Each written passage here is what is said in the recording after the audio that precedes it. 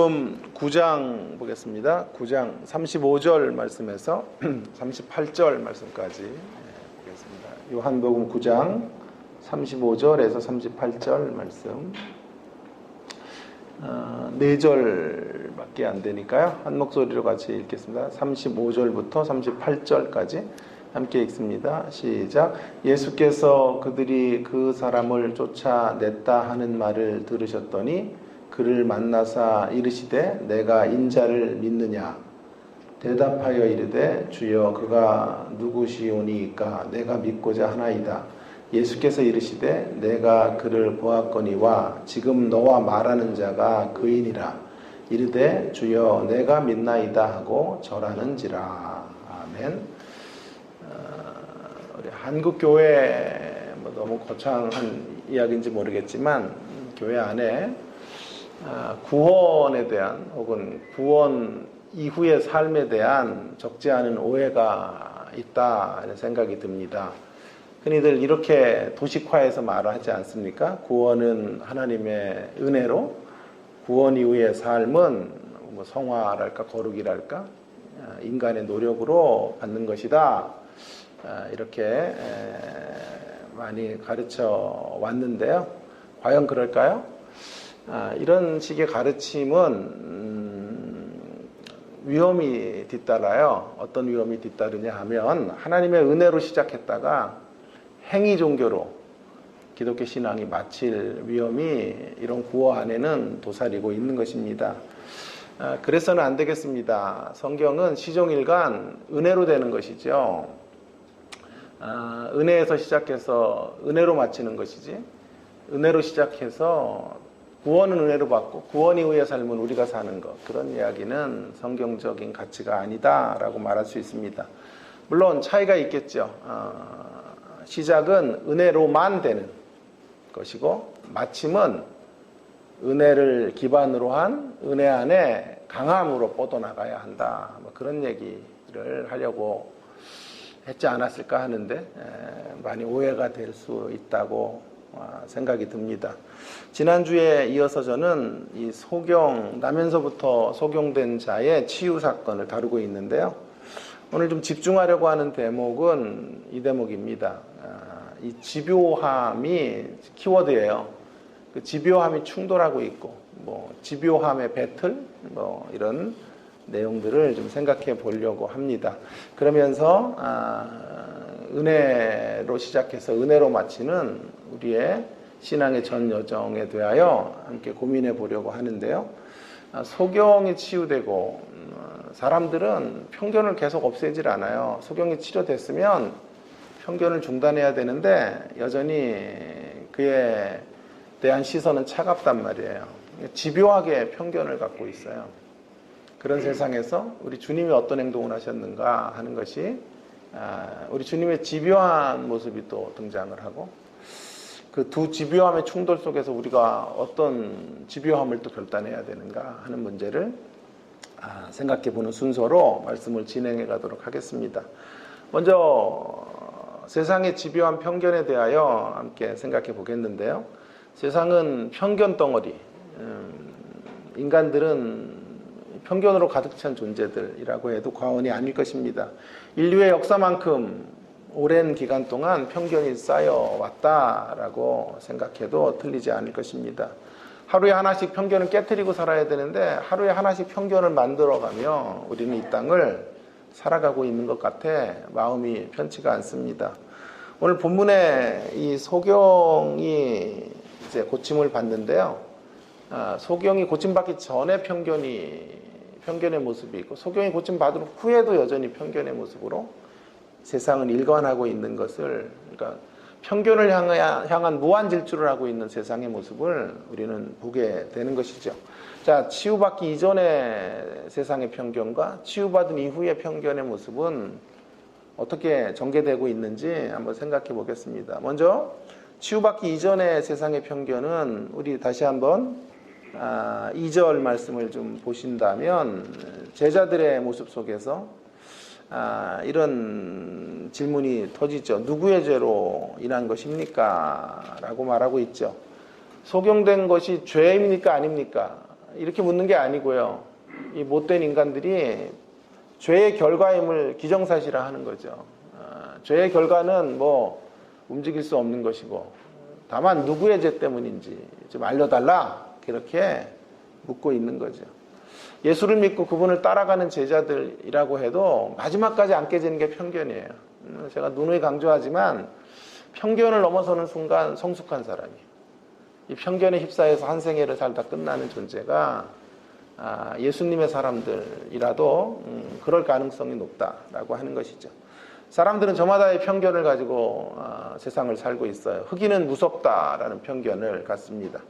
모든 가난은 게으름의 결과다. 모든 가난은 게으름의 결과가 아니죠. 일부의 가난은 게으름의 결과지만 모든 가난은 게으름의 결과가 아닌데 이런 고정관념을 갖고 사람을 대합니다.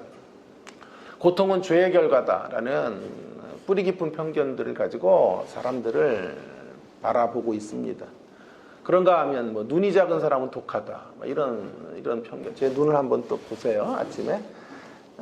제 제자 중에 나이가 좀 꽤 많고 애도 뭐 몇 있는 제자, 여성 제자인데요.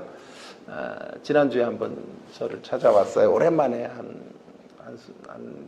코로나 때 못 뵙고 왔는데 회사 생활을 해요. 학교를 공부하고 목회사역으로 가지 않고 회사 사역을 하는데 대표에게 이제 제 자랑을 매일 한 거예요. 뭐 진짜 자기가 최애 교수님이고 자기랑 친하고 존경하고 그 정도 합시다. 그렇게 제 자랑을 하도 그 대표님에게 했더니 하루는 대표님이 그러더래요. 그러면 어디 뭐 설교 영상이라도 하나 있냐 한번 보고 싶다. 그래가지고 그러면 틀어드리겠다. 그래서 우리 교회 인터넷에 영상을 틀었다. 그래요. 근데 내용을 이제 들어가기도 전에 저를 보더니 기겁을 하더래요. 그러면서 아니 얼굴이 왜 이러냐고 이러면서 특별히 눈은 왜 이 모양이냐 이러면서 굉장히 실망한 이런 표정을 지으면서 그런 얘기를 하더라는 거예요. 그래서 제 그 제자가 더 웃겨요. 제자는 저는 인물은 안 봐요. 그랬다고요. 눈이 왜 그 모양이냐라는 사람도 참 한심하고 인물은 또 안 본다는 제 제자는 더 열이 받아요. 더 열이 받아요. 인물이 이런 사람은 존경받을 수 없다 이런 편견을 우리는 갖고 이 땅을 살아가는 것이 아니에요. 예수님은 그런 편견의 세상 가운데 맞장승부를 뜨세요. 그는 누구의 죄 때문도 아니다라고 하시면서 그의 눈을 뜨게 해주시는 자리로 나아가는 거죠. 이제 그는 소경이 아니에요. 더 이상 아무것도 보지 못하는 자리에서 드디어 봄의 자리로 나오게 된 것입니다. 그러면 편견도 사라져야죠. 과연 그랬을까요? 그가 치유된 이후에 어떻게 되었을까? 자, 8절과 13절의 근거에 보신다면 편견은 더 세져요. 더 강력해져요. 편견의 파고가 더 높아져요. 8절에 보면 이웃 사람들이 이제 등장을 하는데요. 이웃 사람들은 그를 이렇게 정의하죠. 이는 앉아서 구걸하던 자가 아니냐. 못 믿겠다 이 말이에요. 눈 뜬 거 우리 인정해 줄 수 없다라고 말하는 거예요.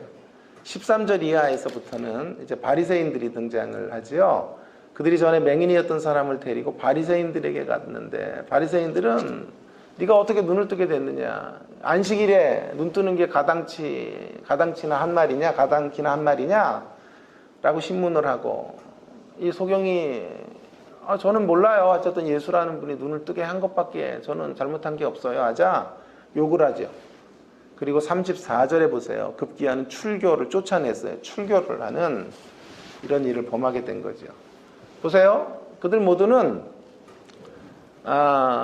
주변 사람들 모두는 이 불쌍한 가련한 인생 이 맹인된 사람을 맹인이었던 사람을 과거형으로 묶어두는 거예요. 늘 과거적 존재예요. 현재의 변화는 아무것도 인정하지 않으려고 해요. 이게 세상의 무서운 편견이에요. 사람이 바뀌고 변하면 그 변한 모습들을 인정해주고 박수 쳐줘야 되는데 과거에 네가 그런 인간이었는데 지금 이 행실은 속이는 행실이고 이거는 인정할 수 없어 라고 가는 것이죠. 맥스 루카이도라고 하는 어마어마하게 책을 많이 내고 있는 정말 언어의 마술사 설교. 제가 참 좋아하는 설교자인데요. 이 사람을 이렇게 그는 설명했더군요. 주인공의 상태를. 불쌍한 이 남자는 아무것도 볼 수 없음에서 시작해서 저항밖에 볼 수 없음으로 바뀌었다. 참 멋있는 표현이 아니에요? 아무것도 볼 수 없었는데 나중에는 저항밖에 볼 수 없어. 눈을 떴더니 그가 맞닥뜨려야 되는 현실은 저항하는 세력밖에는 볼 수 없는 자리로 가게 된 것이지요. 자, 이런 세상 앞에, 이런 집요한 편견의 세상 앞에 우리 주님의 모습은 어떠한 것인지를 살펴보려고 그래요. 그래서 제가 서두에서 했던 이야기를 이제 여기서 꺼낼 때가 되었는데요.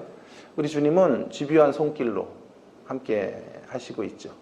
집요한 발견, 손길을 통한 발견의 모습으로 서 계신 것을 보게 돼요. 자, 1절에 보시면 먼저 그를 바라보시죠. 그를 발견하시죠. 그에게 눈빛을 허락해 주시는 것을 보게 됩니다. 1절에 맹인된 사람을 보신지라. 예수님은 보세요.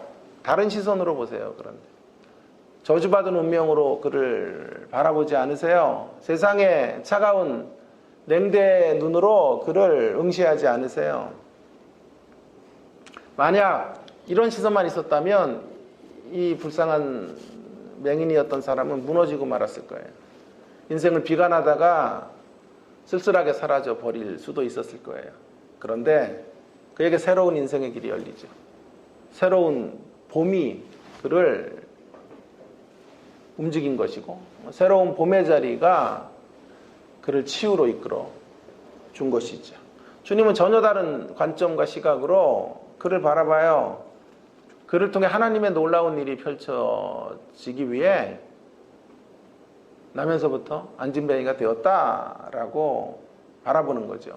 은혜의 시선으로 그를 발견하세요. 맹인이 주님을 발견한 게 아니에요. 주님이 먼저 그를 바라보신 거예요. 이것이 은혜죠. 은혜로 시작된 거죠. 저와 여러분은 작은 예수들이라 그래요. 작은 예수들. 작은 예수들이라면 우리도 일종의 치유의 통로가 돼야 돼요. 우리도 일종의 구원의 통로가 돼야 돼요. 그를 위해 가장 중요한 것은 새로운 봄이 필요해요. 봄의 혁명. 봄의 혁명이 있어야 사람을 고칠 수 있고 회복시킬 수 있는 통로가 될 것이라고 믿습니다. 다르게 보는 사람, 다른 눈으로 고통당하는 이들을 발견할 줄 아는 사람들 되어줄 수 있기를 바랍니다. 프레드릭 부크너라고 하는 이분도 뭐 어마어마한 설교자인데요. 그는 이렇게 말했어요. 이웃을 사랑하려면 무엇보다도 그들을 보아야 한다. 근데 어떻게 봐야 되냐 하면 예술가처럼 눈으로 보는 것만이 아니라 상상으로 얼굴만 보는 것이 아니라 얼굴 이면의 삶을 보아야 한다. 제 제자의 대표처럼 얼굴만 보면 안 돼요. 제 눈만 보면 안 돼요. 그 눈 이면에 저를 봐야죠. 그걸 볼 수 있는 눈. 그걸 가지고 있는 사람들이 예수의 사람들이에요. 이 시선을 주께서 우리에게도 허락해 주시기를 간절히 바랍니다. 자, 35절로 가면요. 그런데 치유가 되고 나서 그를 지속적으로 발견하시는 손길로 함께 하시는 것을 보게 됩니다. 만일 1절의 치유만 있고 35절로 가지 않으시면 그의 치유는 치료로서의 치유예요. 그러나 그에게 진짜 필요한 것은 회복으로의 치유예요. 치료로서의 치유는 일시적이에요. 그리고 그 치료가 이루어진 후에 계속된 편견 앞에 서야 되니까 출교를 당하고 욕을 먹고 출교를 당하는 그런 고난이 계속되니까 계속 상처를 받아요. 그 사실을 주님이 아시고 이제 회복으로의 치유를 위해서 또 다가오시는 거예요.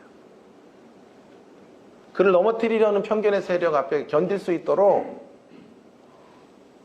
만들어주시기 위해 35절에 그를 만나사 출교를 당한 그를 만나주세요. 눈을 뜨고 나서 오직 못마땅하게 바라보는 사람들밖에 없어요. 그는 여전히 눈을 떴음에도 불행한 사람이에요. 눈만 뜨면 될 줄 알았는데 이 불행의 종지부가 끝나질 않아요. 마치 이런 거죠. 적지 않은 탈북자들이 이런 모습 앞에 서 있지 않을까요? 극악무도한 독재 정권의 그 불행한 삶으로부터 탈출해서 귀순을 했어요. 불행이 행복으로 바뀔 줄 알았는데 잠시뿐이에요.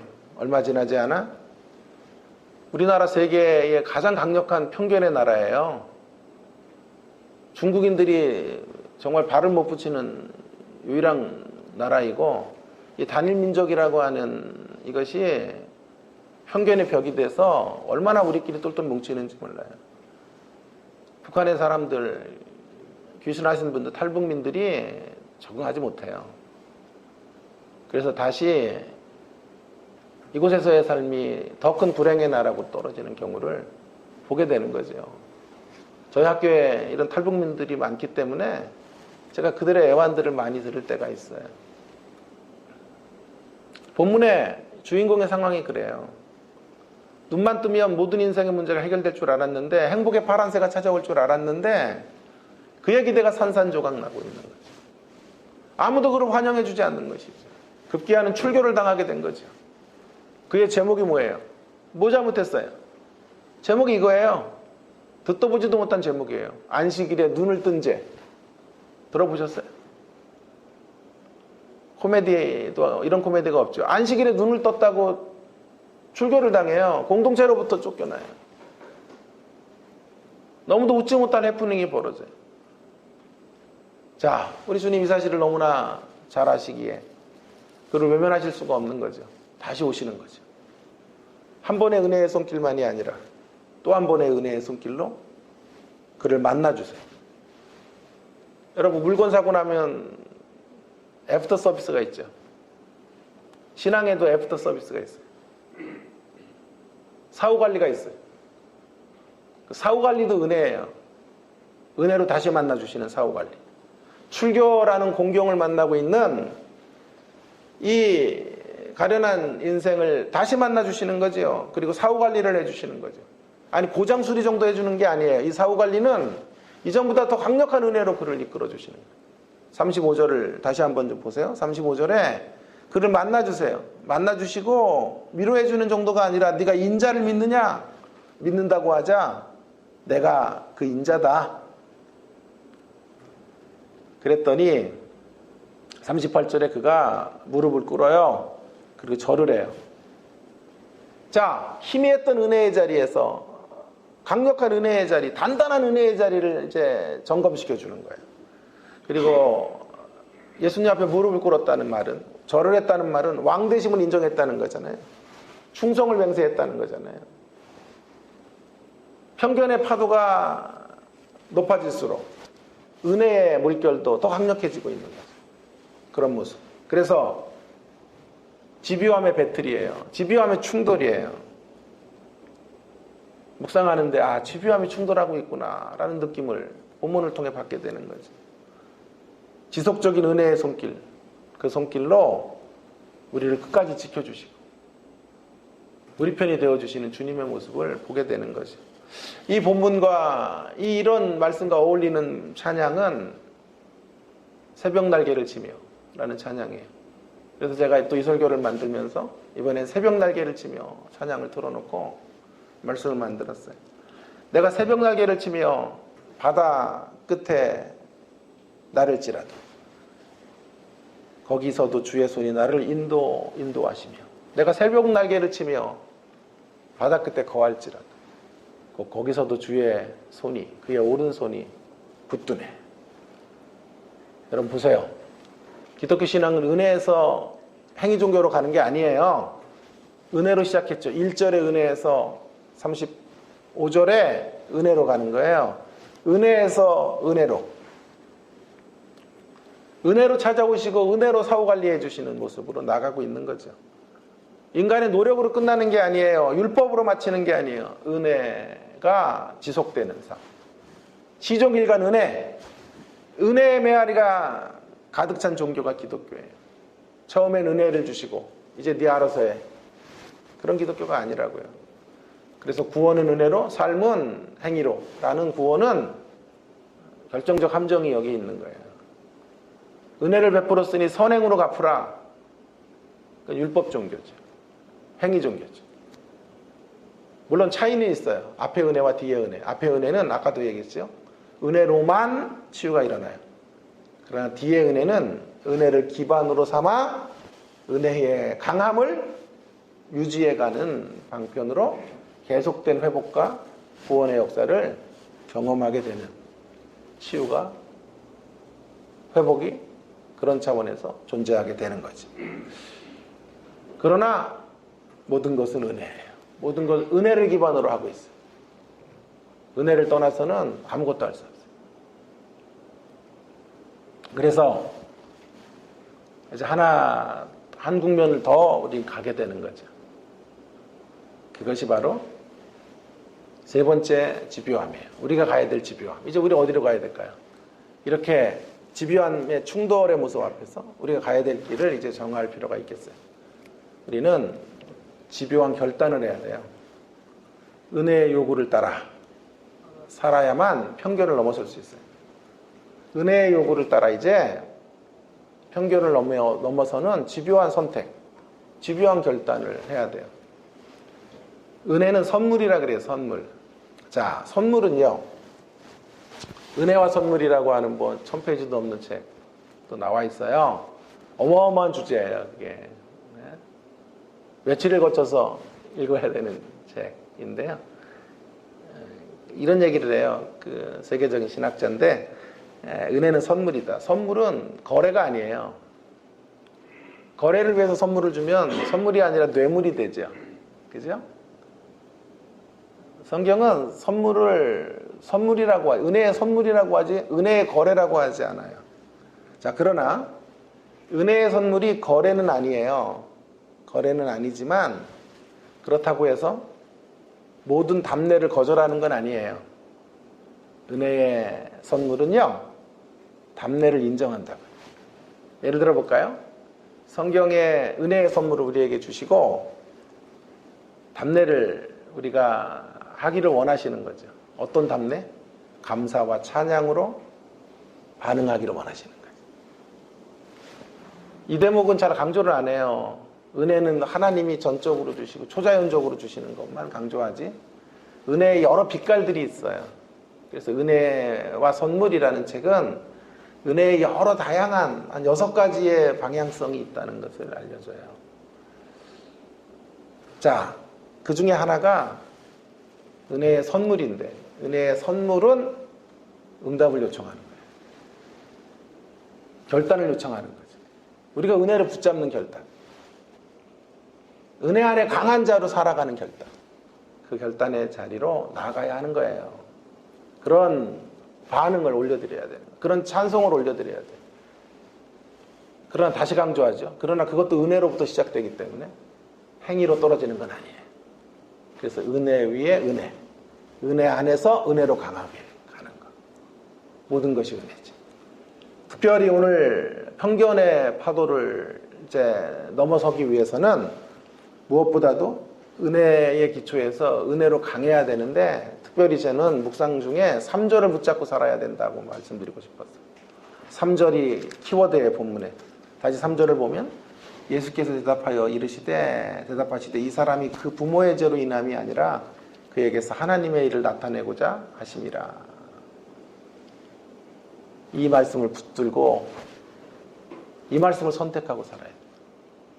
자, 세상의 소리, 편견의 소리, 너는 날 때부터 저주받은 인간이야 라는 소리를 외면해야 돼요. 그걸 물리치고 이 말씀을 선택하고 살아야 돼요. 이 말씀을 붙들고 살아야 된다. 지금 예수님은 3인칭 시점으로 말했어요.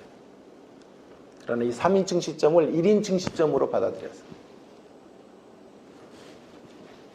세상의 도전 앞에 저주받은 인생으로 낙인 찍어버리는 세상의 편견의 목소리 앞에 이 메시지를 1인칭 시점으로 받았어요. 세상이 어떻게 정죄하더라도 나는 하나님의 영광의 통로야. 하나님이 이 고난을 허락하신 이유는 하나님의 일을 하시기 위함이야 라고 소리치는, 그리고 그 신앙의 고백과 함께 일어서시는 저와 여러분이 될 수 있기를 간절히 부탁드립니다. 지난번에 마태복음 4장을 제가 강의하면서 기억나시죠? 예수님이 어떻게 사단의 시험을 이겼나? 사단의 시험은 네가 만약 하나님의 아들이거든. 정체성 시험이에요. 그 정체성 시험을 통과하실 수 있었던 밑바닥에 분모에 뭐가 있다 그랬죠?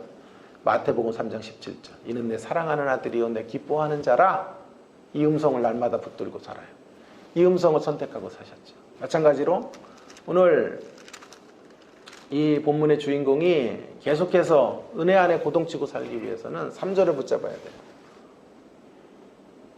하나님의 영광을 위하여 고통이 주어진 것이라는 이 하나님의 말씀을 꽉 붙들고 걸어가게 될 때, 그 안에서 자신의 정체성을 다시 확인하게 될 때 세상의 소리를 소음으로 물리치고, 세상의 소리를 소음 정도로 물리쳐버리고 하나님의 말씀을 생명의 양식으로 받아 승리의 길, 이김의 길, 회복의 길, 구원의 길로 계속해서 나아가게 될 것이라고 확신합니다. 기독교 신앙은 처음부터 끝까지 은혜입니다. 은혜로 출발해서 우리의 노력으로 마치는 행위 종교가 아니에요. 은혜로 시작해서 은혜 안에서 강한 자가 되는 것, 은혜 안에 역사하는 인생이 되는 것. 사랑하는 여러분, 세상의 도전은 집요합니다. 세상의 위협도 끝나질 않아요. 우리 거기에만 시선을 두면 질식해버리고 말지 몰라요. 그러나 동시에 주님의 은혜의 손길도 집요해요. 그분이 조건 없이 우리를 찾아오시고 사후관리까지 해주세요. 사후관리까지. 우리가 힘들고 어려울 때, 우리의 마음이 답답할 때, 일어설 용기를 잃어버릴 때 주님의 은혜를 구하십시다. 은혜의 담비로 내 심령을 촉촉히 적셔달라고 간구하십시다. 그때 주께서 새로운 폭포수와 같은 은혜, 우리를 만져주시는 치유의 은혜로 함께해 주실 것입니다. 그 은혜를 기반으로 은혜 안에 강한 자들로 일어섭시다. 우리 삶에 일어나는 모든 일들을 통하여 설사 고난과 아픔과 불행마저도 하나님의 일과 하나님의 사역을 위해 바꾸시고 그 사역을 위해 역전의 드라마를 펼치실 수 있는 하나님이 우리 가운데 계시고 그분이 여전히 은혜 가운데 우리를 붙잡고 계시다는 사실을 인정하면서 그분의 뜻을 선택하는, 세상의 소리가 아니라 하나님의 음성을 선택하고 나아가시는 저와 여러분이 될 수 있기를 간절히 바랍니다. 오늘은 추신도 하겠습니다. 여담도 하나 좀 말하고, 최초죠. 국내 최초로 설교가 끝나는 자리에 여담까지, 추신까지 합니다. 맹인의 계속된 결단을 통해서 이 맹인은 평생 편견 없는 눈으로 사람을 바라보는 일을 계속해 가다가요, 들리는 소리에 의하면 그는 마침내 편견 없는 세상 만들기 본부 초대 회장으로 취임했다고 합니다. 편견 없는 세상 만들기 초대 회장. 오늘 이 맹인이 그 자리로 갔다고들 이야기합니다. 믿거나 말거나. 기도하겠습니다. 오늘 주신 말씀 기억하면서 다시 잠잠히 은혜를 구하십시다. 은혜 아니면 살아갈 수 없어요. 우리의 인생을 은혜로 시작하고 은혜로 맞춰져야 되는 존재인 것을 다시 한번 확인했습니다. 이제 남아있는 건 은혜 안에 강한 자가 되는 거죠. 날마다 거짓된 세상의 소리들을 소음으로 취급하고 하나님의 말씀을 붙들고, 어떤 경우에도 나를 통해서 하나님의 일과 하나님의 사역과 하나님의 영광이 드러나는 이 역사를 위해 내가 지금 쓰여지고 있고 부름받고 있다는 사실을 붙들고 다시 은혜 앞으로 나아가 은혜의 사후관리를 받으며 그렇게 은혜 안에 강한 자들로 서기 위하여 통성으로 함께 같이 기도하겠습니다. 하나님 아버지, 오늘도 저희들에게 귀한 생명의 말씀을 주셔서 감사합니다. 은혜로 우리를 붙잡아 주시고 은혜로 우리를 주의 백성 삼아 주셔서 감사합니다.